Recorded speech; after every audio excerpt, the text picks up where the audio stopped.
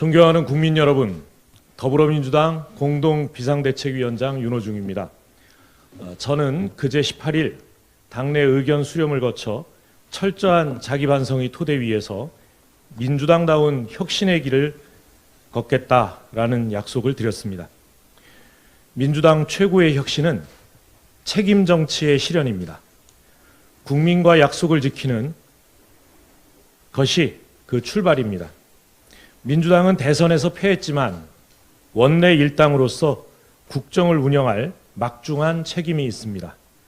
문재인 정부 임기가 아직 50여일 남아 있습니다. 주요 입법 과제들과 여야 공통 공약들을 처리하기에 충분한 시간입니다. 오늘 저는 민주당의 향후 입법 방향과 추진 과제들에 대해 국민께 보고 드리고자 합니다.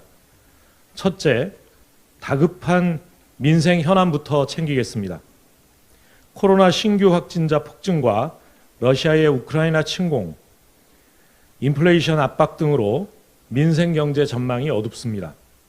민생의 고통을 덜고 신속한 경제 회복을 위한 선제적이고 적극적인 정책 대응이 필요한 시점입니다. 특히 소상공인에 대한 획기적인 지원책 마련이 무엇보다 시급합니다. 대선 과정에서 여야 공이 50조 원 규모의 재정 지원을 약속했습니다. 공개적 대국민 약속이니만큼 여야 모두 큰 이견은 없을 것입니다. 한국형 PPP 제도의 도입과 온전한 손실 보상 제로의 개선, 임대료 부담 경감 등을 통해 이 문제를 해결하겠습니다. 윤석열 당선인 또한 한국형 대출 감면 프로젝트 50조 원 재정을 통한 온전한 손실 보상, 임대료 나눔제 프로젝트 등을 공언한 만큼 여야 합의에 문제가 없으리라고 봅니다. 부동산 세제 부담 완화에도 박차를 가하겠습니다. 다주택자 중과세 한시적 유예, 또 주택 취득세 인하, 1세대 1주택 실수요자에 대한 보유세 부담 경감 등을 힘있게 추진하겠습니다. 둘째로 정치개혁에 나서겠습니다. 정치교체는 이번 대선을 통해 확인된 분명한 민심입니다. 특히 기득권 정치 구조 타파, 다당제 실현, 국민의 대표성 확대 등은 지체할 수 없는 시급한 개혁 과제입니다. 당장 6월 지방선거부터 새로운 정치 문화가 뿌리 내리도록 기초의원 중대선거구제 도입에 적극적으로 나서겠습니다. 위생정당 창당 방지, 또 국회 개혁과 더불어 여야 협치와 협력을 제도화할 수 있는 제도 개선도 필요합니다. 무엇보다 이번에는 개헌 문제 역시 마무리 지어야 합니다. 사람의 몸집이 커지면 옷도 바꿔 입어야 합니다. 현행 헌법이 제정된 1987년과 현재 우리 사회는 비교조차 어려울 정도로 크게 변했습니다. 대통령의 제왕적 권한을 합리적으로 분산하고 지방 분권 확대, 국민 기본권 강화, 5.18 민주화운동 헌법 전문 명시 등 개정해야 할 부분들이 제법 많습니다. 대한민국의 미래를 위해 더 이상 미룰 수 없습니다.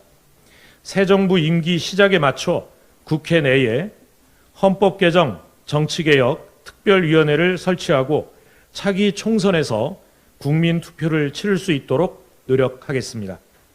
셋째로 미진한 개혁 법안, 이번에 확실하게 매듭 짓겠습니다. 문재인 정부 임기 동안 공수처 출범과 검경 수사권 조정 등으로 무소불위의 검찰 권력에 대한 최소한의 견제 장치가 마련됐습니다. 다만 최초 검찰 출신 대통령 당선인이 등장함으로써 검찰 개혁이 좌초되는 것은 아닌가 하는 국민적 우려가 높은 것도 사실입니다. 검찰의 수사권과 기소권을 엄격히 분리해 검찰의 권력 독점으로 인한 폐해를 똑바로 바로잡고 검경 유착, 검정 유착의 고리를 확실히 차단하겠습니다. 국민 통합과 국민의 알 권리 보장, 그리고 언론의 독립성 등을 위해서도 언론 개혁이 시급히 필요합니다. 공영방송을 국민께 돌려드리기 위한 공영방송 지배구조 개선, 포털 중심의 뉴스 운영체계 개혁, 인권 보호를 위한 언론중재법 처리 등 관련 개혁 과제를 최대한 신속히 처리하겠습니다. 넷째로 국민적 의혹 대상인 대장동 특검 문제도 새 정부 출범 이전에 깔끔하게 털어내야 합니다. 국정 초기부터 윤 당선인과 관련한 논란이 이어지면 성공적인 국정 운영은 요원하고 국민적 불신만 키울 뿐입니다. 새 정부 출범이 2달도 남지 않았습니다. 신속한 특검 도입을 위해 상설특검법을 활용하는 것이 최선입니다. 별도 특검은 시간만 끌고 진상규명만 방해할 뿐입니다. 대장동 사건의 뿌리에서부터 가지, 줄기, 잎사귀까지 모든 의혹들을 명명백계피 밝혀야 합니다. 민주당은 결코 물러서지 않겠습니다. 다섯째로 헌법에 명시된 모든 국민은 법 앞에 평등하다, 이 가치를 실현하기 위한 평등법 제정에 나서겠습니다. 평등법에 관해서 각계각층의 다양한 의견이 개진되고 있습니다. 평등 원칙의 실현은 국가적 의무를 이행하는 것입니다. 대한민국 헌법에는 국민 누구든지 성별, 종교 또는 사회적 신분에 의하여 정치, 경제, 사회, 문화적 생활의 모든 영역에 있어서 차별받지 아니할 권리가 명시되어 있습니다.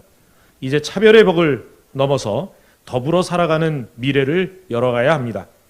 입법 공론화를 위한 공청회와 당내 토론회를 개최하겠습니다.